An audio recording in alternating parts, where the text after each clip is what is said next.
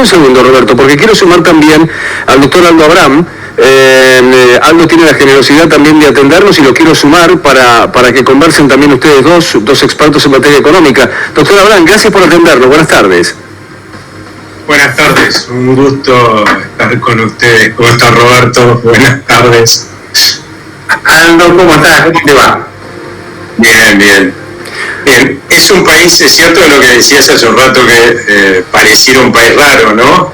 Pero también es cierto que las condiciones o el resultado de las elecciones era lógico que generaran en un principio incertidumbre en el corto plazo. La primera incertidumbre la genera un candidato que viene con un partido nuevo, un candidato nuevo, y que muy pocos conocen, sobre todo en el exterior, y que tampoco es que, más allá de lineamientos, como han dado todos los demás candidatos, no ha dado detalles de su programa. Por otro lado, también hay algo que uno tiene que analizar, que es que le ha ido muy mal al gobierno, ¿no? Al candidato Massa le fue muy mal, es el ministro de Economía, y un poco también está en incertidumbre. Bueno, y ahora, a partir de ahora, ¿qué va a hacer?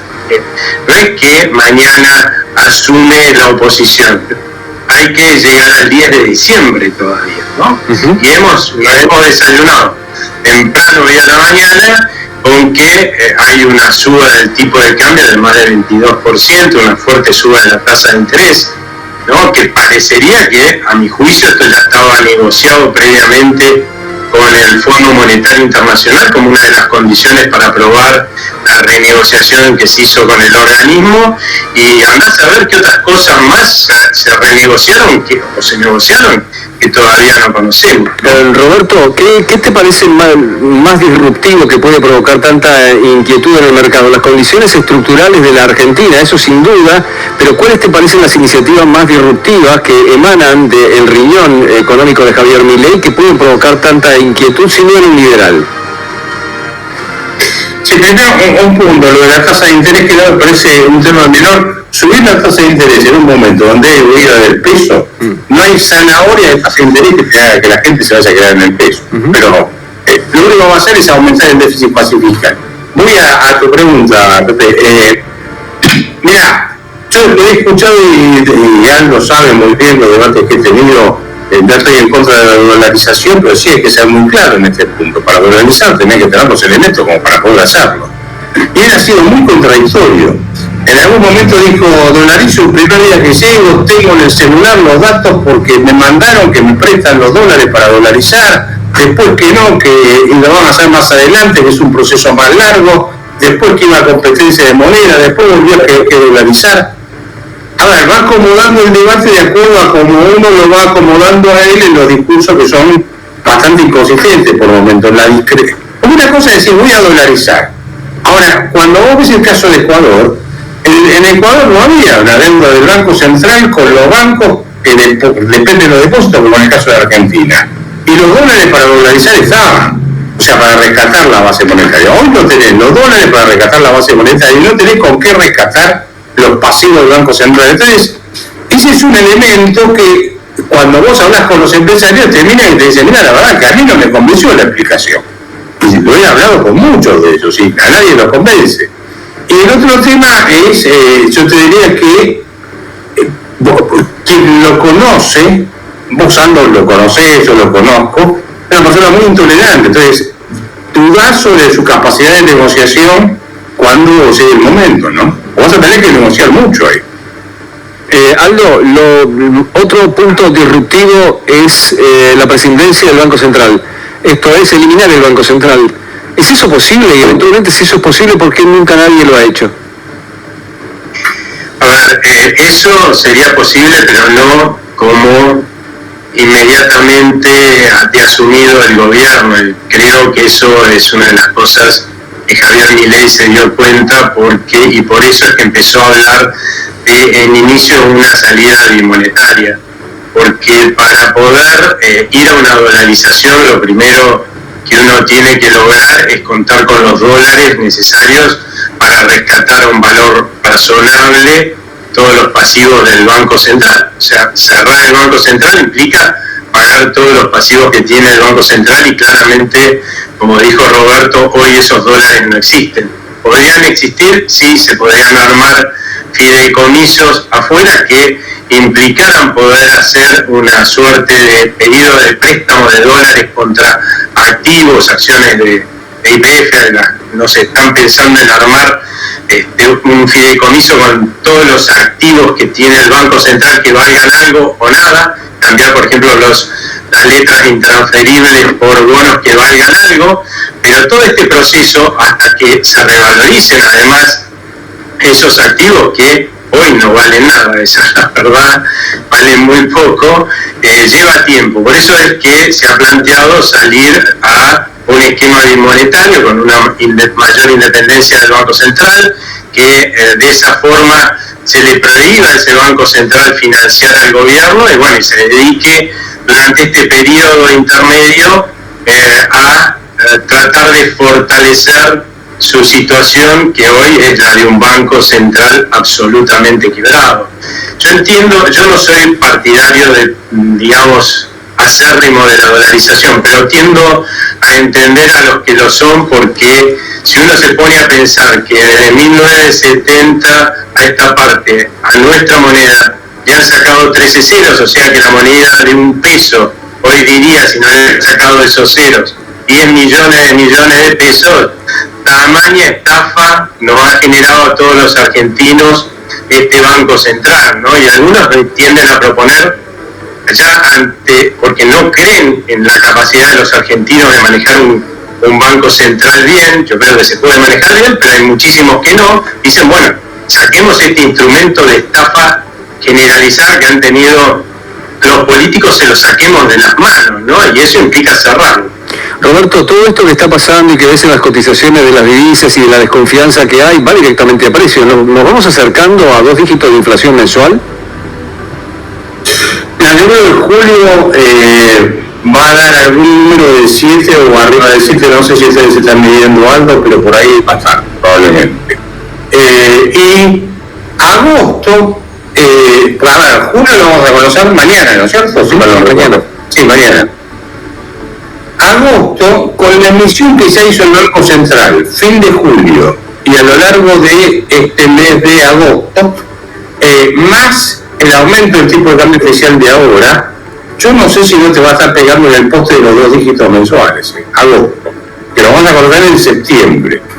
Si no son 2 dígitos mensuales, va a estar cerca, digamos, entre 8 y 9 por ahí. Estoy adivinando, obviamente, con lo que tenemos hasta ahora, ¿no? Uh-huh. Pero me parece que sigamos a las elecciones de octubre con una economía con inflación en ascenso, con recesión, o sea, inflación con recesión, eso ya está confirmado cuando mirás los datos de actividad económica que publica el INDEC. Estás en recesión con inflación.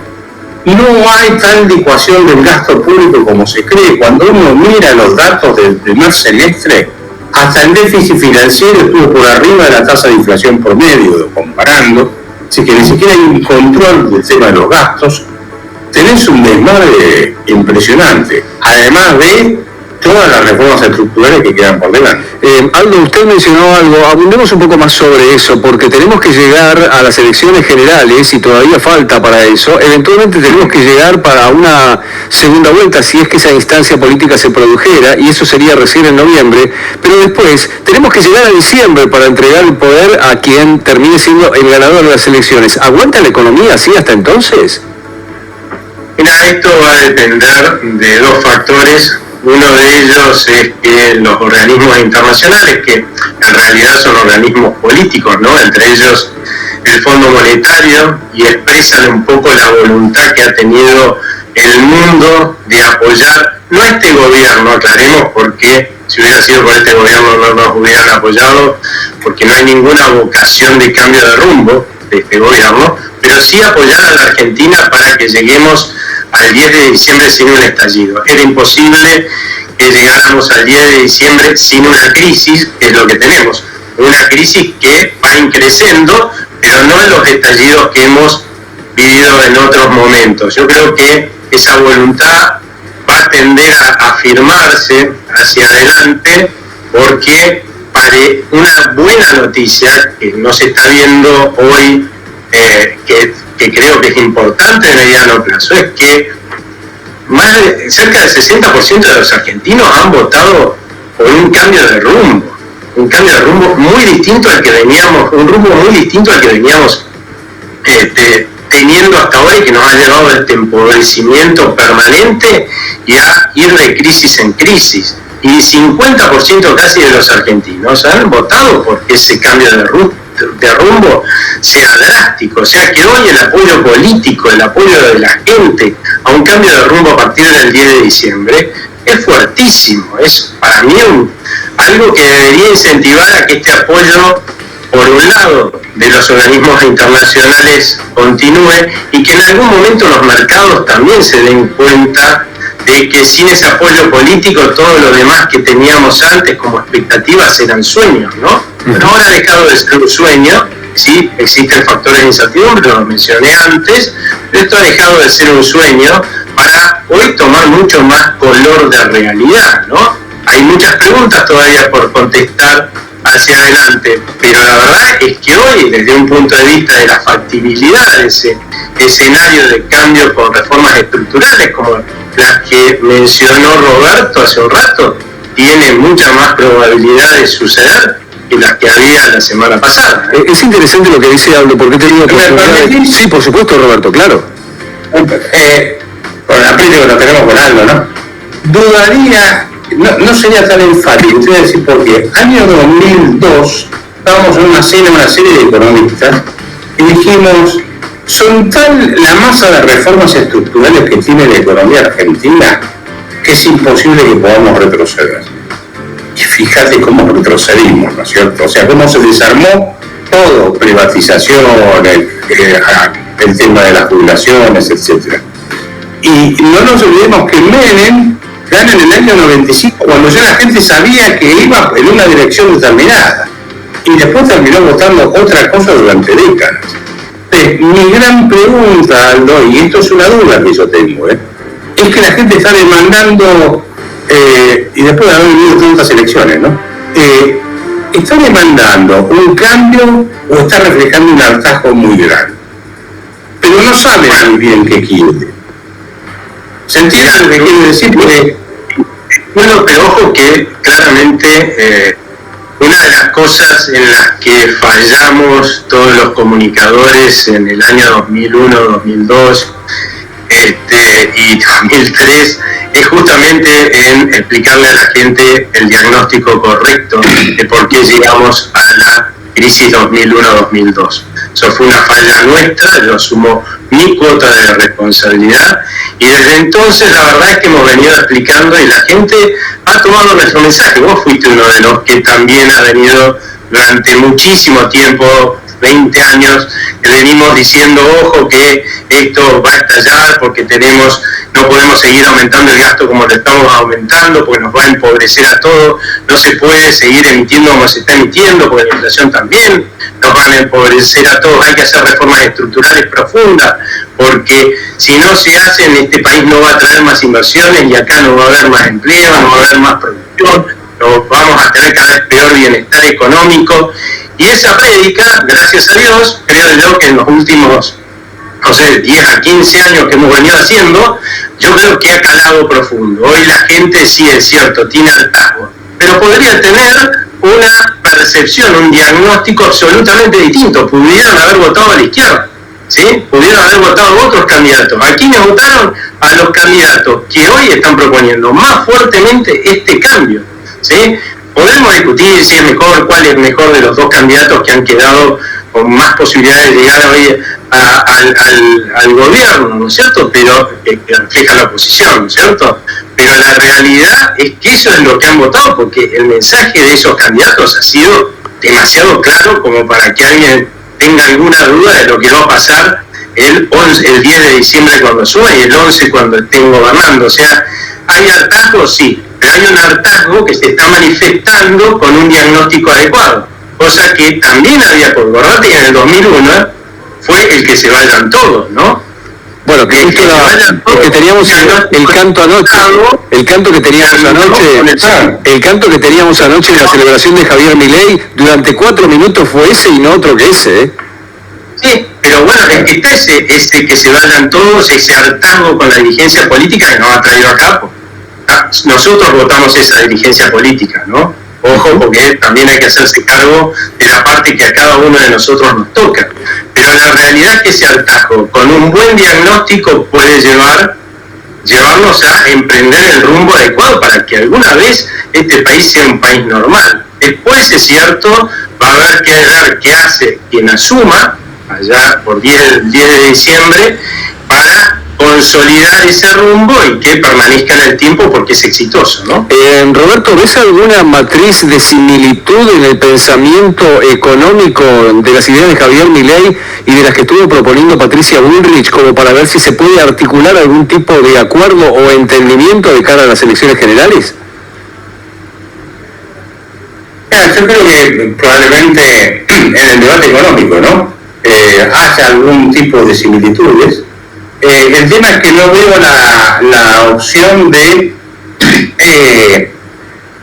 la opción política de hacer algún tipo de acuerdos. Ya está, los acuerdos se hacían cuando había que presentar las listas. Ahora ya no, es uno contra el otro.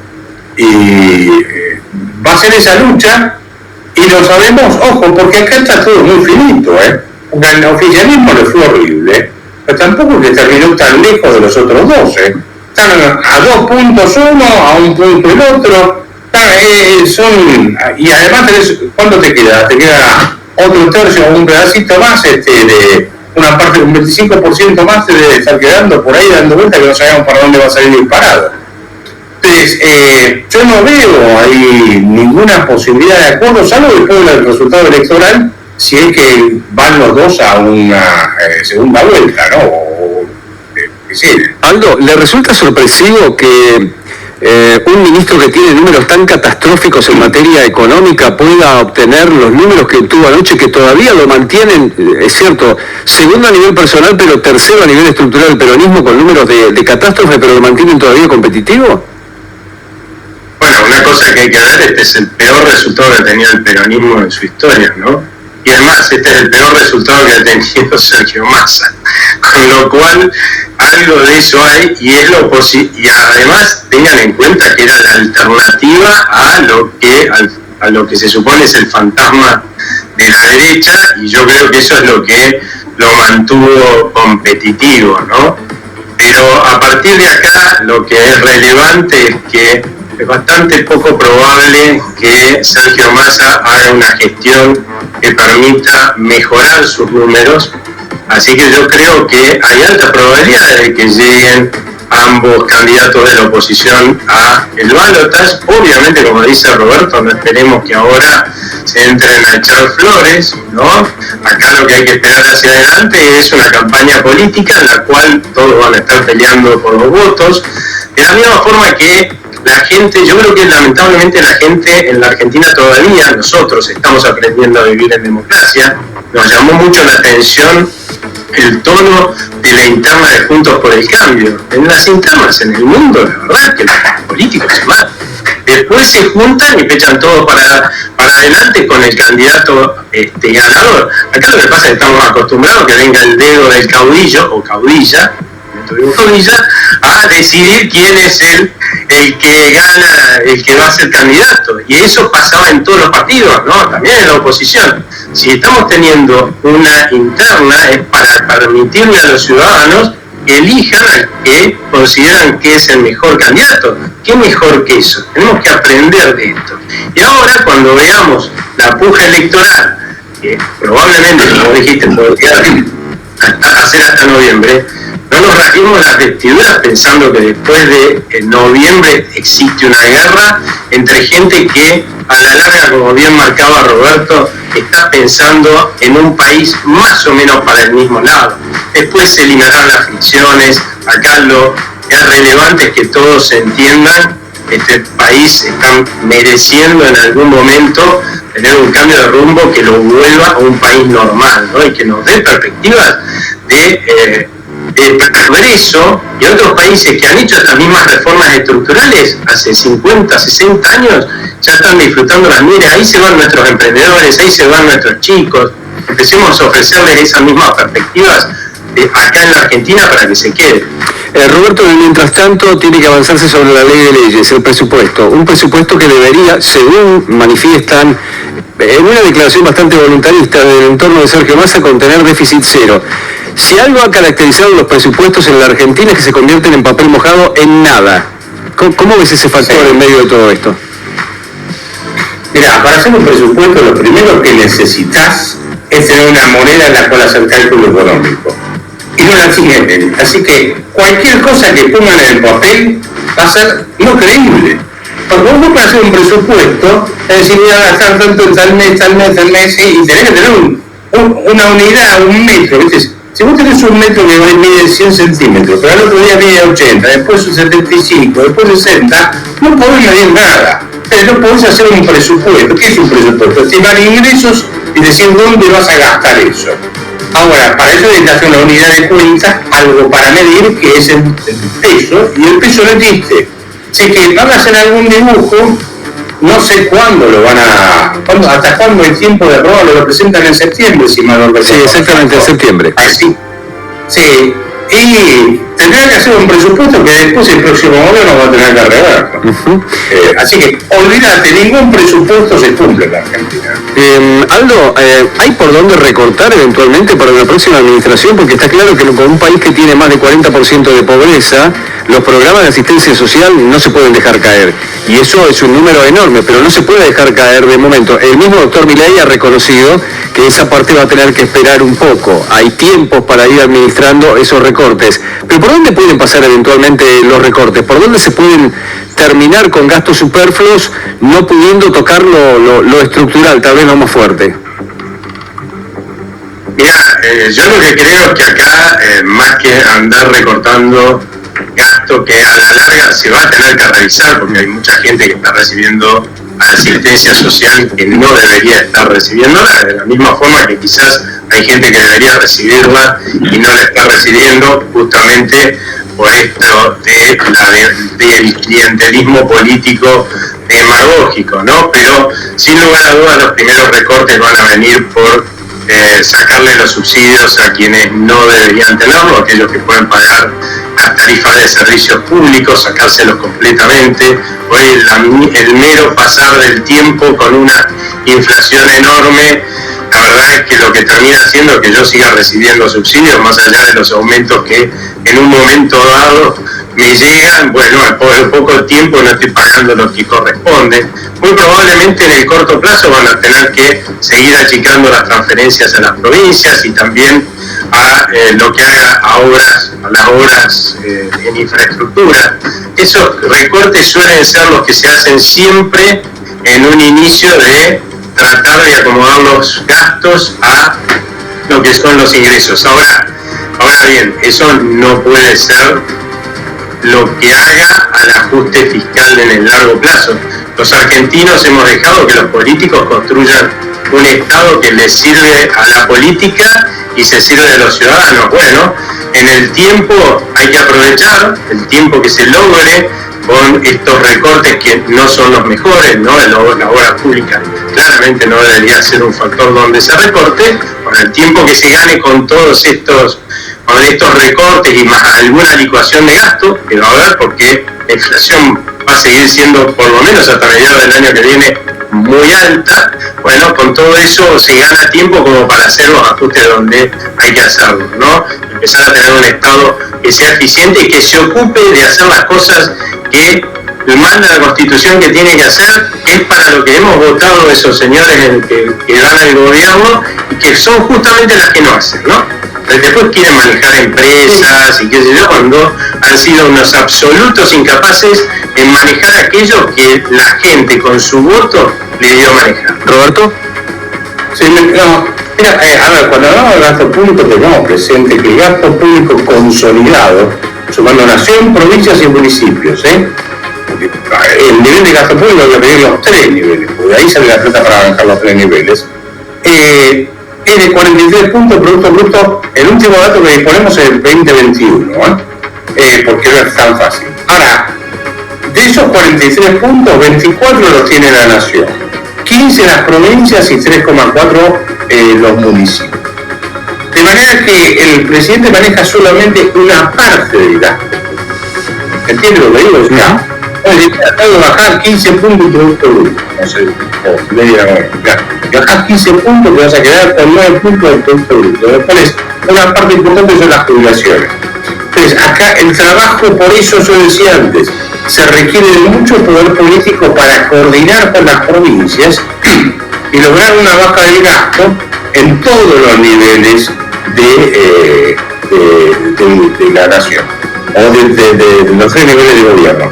¿Y por qué digo esto? Porque no son solamente los impuestos nacionales los que matan a la gente, son los impuestos provinciales, las tasas municipales. O sea, la tarea que hay por delante es muy titánica. No digo que no se pueda hacer, ni que no se deba hacer.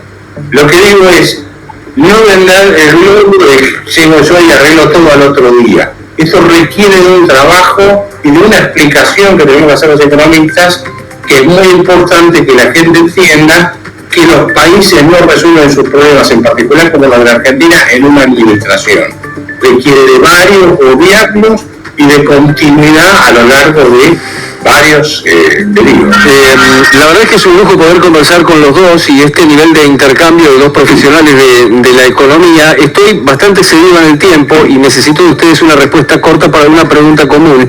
A propósito de un estudio que tiene Roberto hecho, además, porque Javier Milei ha asegurado que se le puede recortar mucho a la casta, como gusta llamarlo él, se puede recortar mucho de la política y ahí tenemos el gasto del Congreso que debe ser o el más caro del mundo o cuando menos mucho más caro que algunos de la Comunidad Europea seguramente. Quiero preguntarle, bueno, Roberto como autor del trabajo, primero le quiero preguntar a Roberto si hay un recorte fuerte que se puede hacer por ahí. A ver, cuando tomás el Congreso Nacional, los Congresos Provinciales y todos los consejos deliberantes, estoy hablando nada más de la rama legislativa, después tenés las ejecutivas y después tenés en la rama del judicial, sí, podés hacer un recorte bastante importante. Podés hacer te va a llevar tiempo, pero sí podés hacerlo. Sí. Y tiene peso, no es un número simbólico. Bueno, Aldo, el trabajo de Roberto asegura que nuestro Congreso es muchísimo más caro, por ejemplo, que el Congreso español, que pertenece a la Comunidad Europea. ¿Coincide usted con esto de que se puede cortar bastante por ahí? Sí, se puede cortar bastante por ahí, eso es cierto, pero yo lo que creo que hay que decirle a la gente es esto que aclaró Roberto. Ojo que hoy llamamos a política de shock a lo que en realidad es gradualismo, porque lo comparamos con lo que llamamos gradualismo con Cambiemos, que era inmovilismo, ¿no es cierto? Entonces, pero no hay varita mágica. Acá quien llegue va a tener que, sí, de shock va a ser anunciar con un cronograma cómo voy a resolver las cosas. Cada uno de los problemas, cómo lo voy a resolver, presentar todos los proyectos de ley que sean necesarios, eso es política de shock. Ahora, después de resolverlos, va a tardar 2 o 3 años. La magia no existe, el costo inicial de resolver esos problemas, que yo creo que va a ser pagado por la sociedad, lamentablemente en el primer semestre del año que viene va a ser alto, sí, pero yo cada vez que en mi casa hago una macana muy grande o en mi trabajo hago una macana muy grande, la verdad que tampoco tengo una varita mágica para resolverlo. ¿Cómo se resuelve? Con esfuerzo y sacrificio. Así se resuelve en mi casa, así se resuelve también en el gobierno. Aldo, Roberto, quiero agradecerles muchísimo el tiempo que han dedicado a esta conversación. Muchas gracias. Un fuerte abrazo a los a Aldo y Pepe. Un abrazo, Roberto, un gusto haber charlado contigo. El saludo cordial. Nosotros seguimos informando en Canale y en detalle.